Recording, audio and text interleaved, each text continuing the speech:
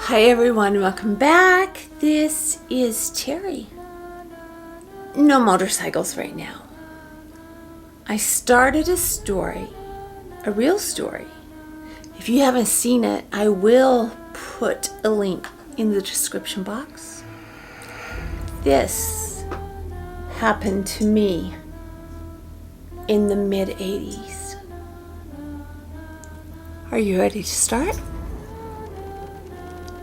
Put on your seatbelts. Let's go.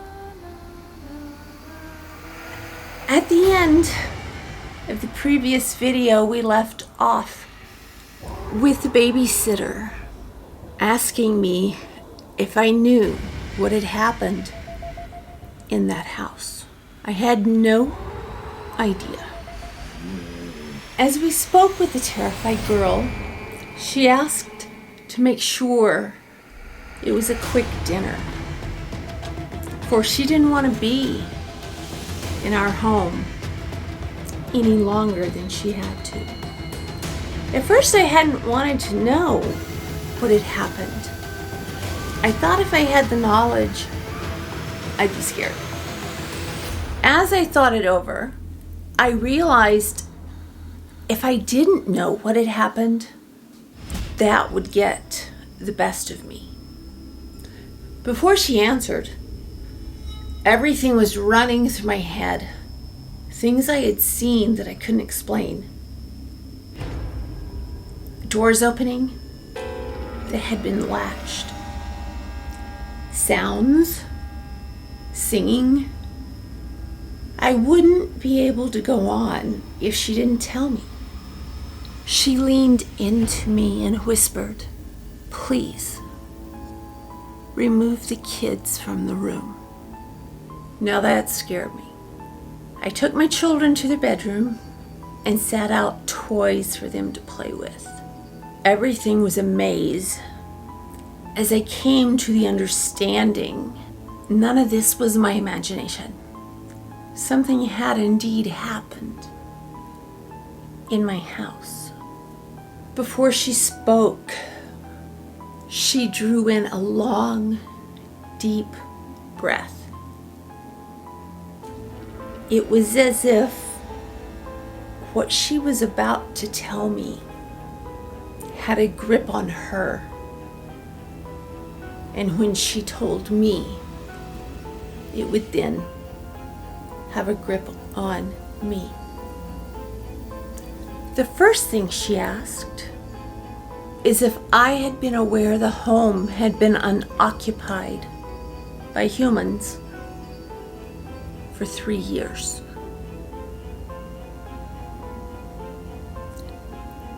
I think someone forgot to tell me that little bit of important information.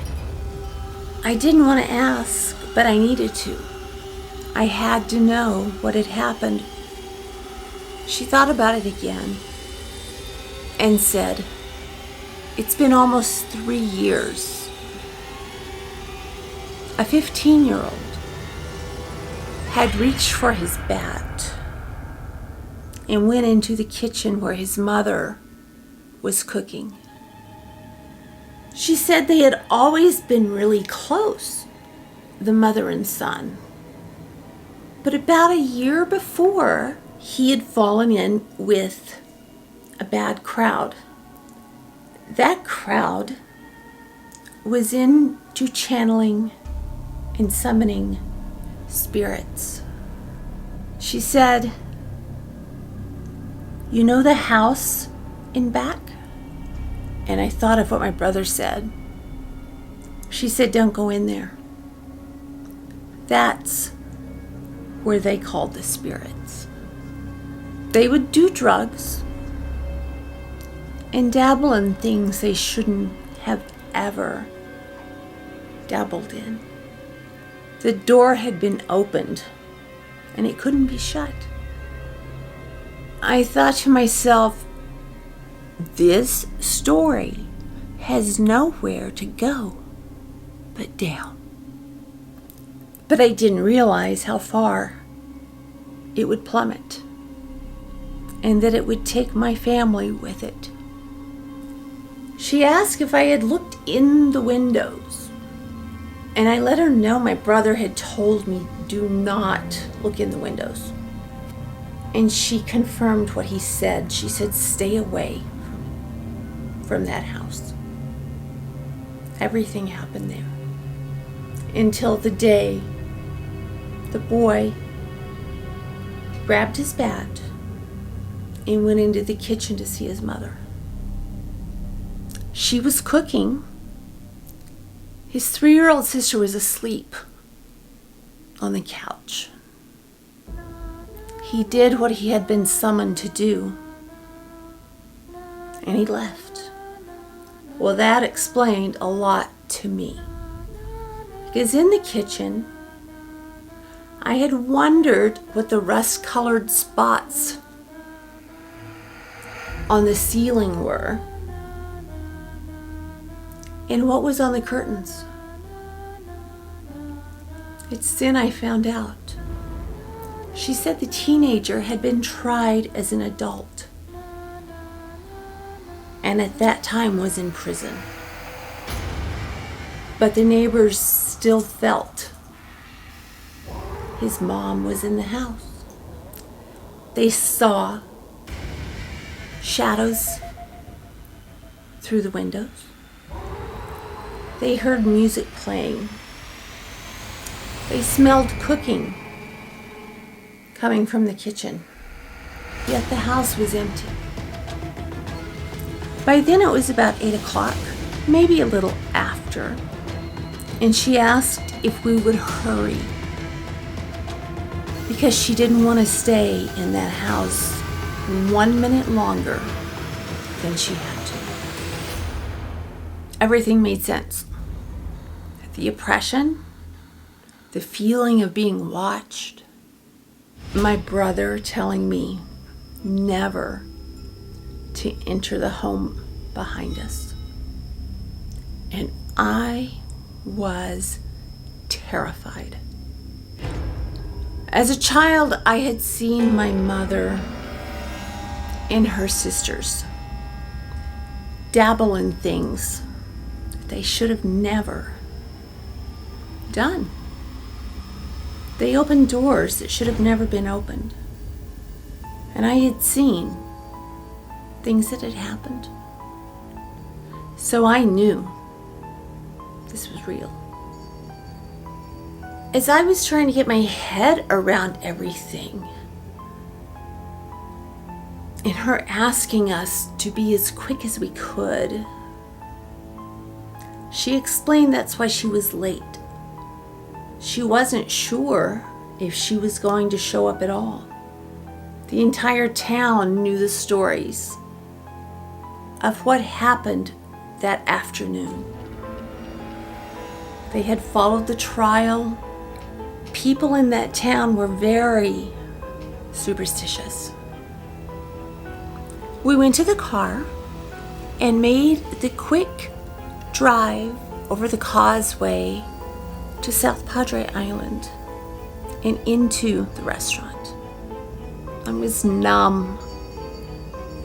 I wasn't really sure what to do, and my children were in that home. I remembered fiddling with my shrimp louis when I asked my husband if he had known what had happened. His answer wasn't exactly what I wanted to hear. He had in fact known what the boy had done. And I asked, why didn't you tell me? Something of that magnitude, why did you not tell me?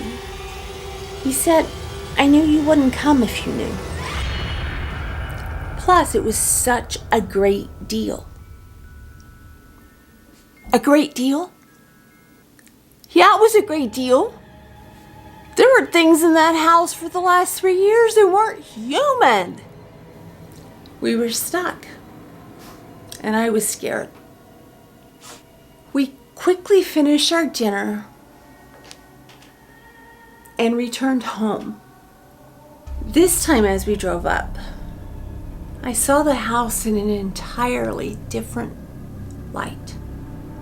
It was if the curtain had been pulled back.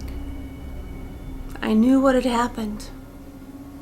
As soon as we walked into the house, the babysitter bolted. I would have bolted as well. I went to check on my children. They were safely tucked into their beds and were sound asleep. The house felt okay.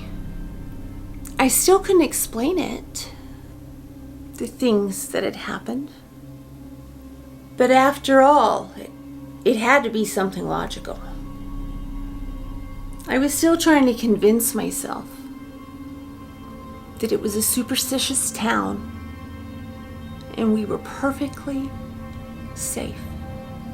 We had not seen any apparitions yet. Thank you, everyone. I'm going to end there. Please leave some comments. Let me know what you think. Have you seen ghosts? Have you been haunted? Has there been any paranormal activity in your home? What did you do? I'd like to invite you to subscribe and to share. Please give us a thumbs up. And I hope you return for the rest of the story. And I just felt like Paul Harvey when I said that. So let's rephrase. Please come back for the remaining episodes. You know you want to find out what happened. With that, I'm going to say peace out, everyone. Have a fantastic time. Tomorrow, this girl is getting ink. And I cannot wait.